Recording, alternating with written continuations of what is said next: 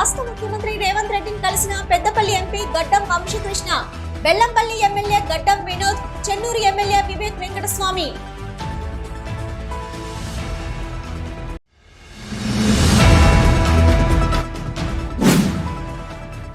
ప్రభుత్వ పాఠశాలల్లో మెరుగైన విద్యా బోధనతో పిల్లలకు ఉజ్వల భవిష్యత్తు. జూన్ 6 నుంచి జూన్ 19 వరకు బడిబాట కార్యక్రమం నిర్వహణ. కలెక్టర్ ముజమిల్ ఖాన్ వెల్లడి.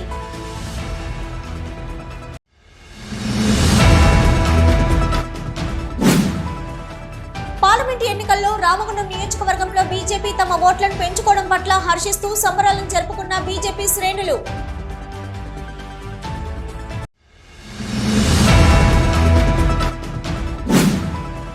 మహమ్మారి కరోనా కాటుకు బలైన భర్త, పెద్ద దిక్కును కోల్పోయి దిక్కుతోచిన స్థితిలో భార్య పిల్లలు.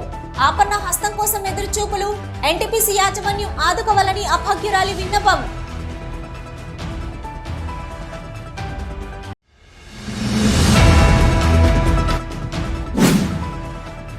సింగరేణిలో కార్మిక సంఘాల ఎన్నికలు జరిగి 5 నెలలు కావస్తున్నా ఎన్నికల కోడ్ సాకుతో గుర్తింపు పత్రం ఇవ్వకుండా తాత్సర్యం చేస్తూ వచ్చింది. కోడ్ ముగిసినందున యాజమాన్యం గుర్తింపు సంఘం పత్రం ఇవ్వాలి. ఏఐటీసీ అధ్యక్షులు సీతారామయ్య డిమాండ్.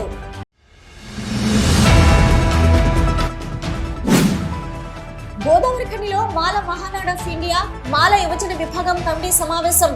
యువజన విభాగం కార్యవర్గం ఎంపిక.